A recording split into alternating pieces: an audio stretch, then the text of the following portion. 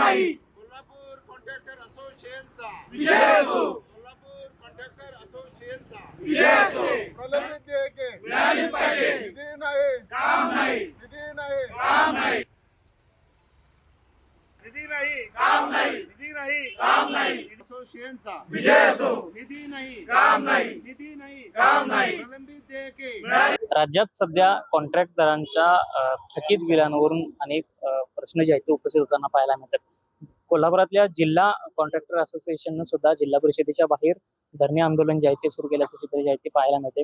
खरं तर विविध जिल्हा परिषदेच्या विविध विभागांमार्फत जी कामं मंजूर करण्यात आली होती त्या कामांची बिलं जी आहेत ती थकीत असल्यामुळं या ठिकाणी या कंत्राटदारांनी सध्या धरणे आंदोलन जे आहे ते केलेलं आहे. काम बंद आंदोलन करून थकीत रक्कम मिळेपर्यंत हे सगळे कंत्राटदार जे आहेत ते अशाच पद्धतीनं आक्रमक होताना पाहायला मिळतात. तर यांच्या विविध अशा मागण्या ज्या आहेत त्या पाहायला मिळतात. विशेषतः जिल्हा परिषदेच्या जलजीवन मिशन असेल या कामांवर जास्तीत जास्त निधी जो आहे तो खर्च केला जात असतो. मात्र सध्या जर परिस्थिती पाहिजे झाली तर कंत्राटदारांची बिलं स्थगित असल्यामुळं ही कामं जी आहेत ती कशा पद्धतीने होणार याबाबत प्रश्नचिन्ह आहेत. माझ्यासोबत याच संदर्भात बोलण्यासाठी हे सगळे कंत्राटदार देखील आहेत. मात्र सगळ्यात महत्वाचं म्हणजे फडणवीसच्या अध्यक्षांनी असेल राज्य लेवलच्या सगळ्या कंत्राटदारांनी सुद्धा या आंदोलनाला पाठिंबा दिल्याचं देखील पाहायला मिळते. काय नेमक्या मागण्या आहेत तुमच्या? आमच्या ठळक दोन नेमक्या मागण्या आहेत. त्याच्यामध्ये जे आमची झालेली कामं आहेत त्याचा निधी लवकरात लवकर उपलब्ध करून द्यावा.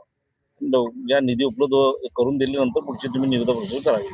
खरं तर कोणकोणती कामं नेमकी प्रलंबित आहेत आणि पैसे नेमके कोणते थकीत आहेत? याच्यामध्ये सर्व डिपार्टमेंटचे विविध डिपार्टमेंटचे याच्यामध्ये पेंडिंग निधी आहे. जसं की पिडब्ल्यूडी विभागचा 0304 त्याची शीर्ष आहे त्याच्यामध्ये पैसे भरणे आहे. पाणी पुरवठा जो विभाग आहे याच्यामध्ये जलजीवन मिशनच्या अंतर्गत महाराष्ट्र जीवन प्राधिकरण आणि जिल्हा परिषदेचे पाणी पुरवठा विभाग आहेत. त्याच्यामध्ये याचे सेंट्रलचे पैसे सर्वसाधारण येतच नाहीत गेले 1.5 वर्ष झाले आणि स्टेटचे पण पैसे खूप कमी प्रमाणात झालेले आहेत. त्यामुळे हे दोन विभागचे मेजर अमाऊंट आपल्या बाकी आहेत. त्याच्यानंतर नगर विकास विभागचे पण थोडेफार पेमेंट जे आहेत 2 वर्षापूर्वीपासूनचे ते खूप तुटपुंच्या प्रमाणामध्ये पैसे येतात. नक्कीच. खरं तर साहेब हा राज्य लेवलचाच प्रश्न सध्या पाहायला मिळतो. जिल्हा लेवलच्या सुद्धा कंत्राटदारांचं जगणं मुश्किल झालं. काय नेमकं आहे? राज्य लेवलला जवळजवळ सर्व डिपार्टमेंट मिळून 66,000 कोटीची बिले शासनाकडे प्रलंबित आहे ते आणि ह्या मार्चला फक्त 7 ते 8% रक्कम दिली. त्यामुळे सर्व ठेकेदारांना उपासमारीची वेळ आलेली आहे. ठेकेदार 1-2 लोकांनी आत्महत्या सुद्धा केलेली आहे आणि ठेकेदारांच्या म्हणजे सर्व बँकेची खाती एंट्री झालेली आहे आणि सर्व राज्यातील ठेकेदार इतका हतबल झालेला आहे की त्यांच्या घरी देणेकरी सुद्धा येऊन बसायला लागले. त्यामुळे घरची मंडळी सुद्धा अस्वस्थ झालेली आहे.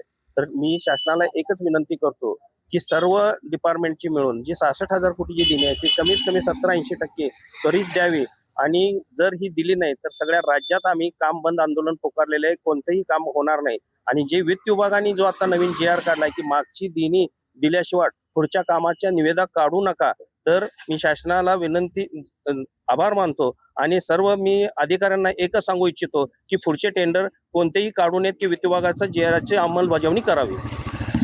या कंत्राटदारांची भूमिका सध्या पाहायला मिळते. खरं तर गेल्या अनेक दिवसांनी हीच परिस्थिती आहे.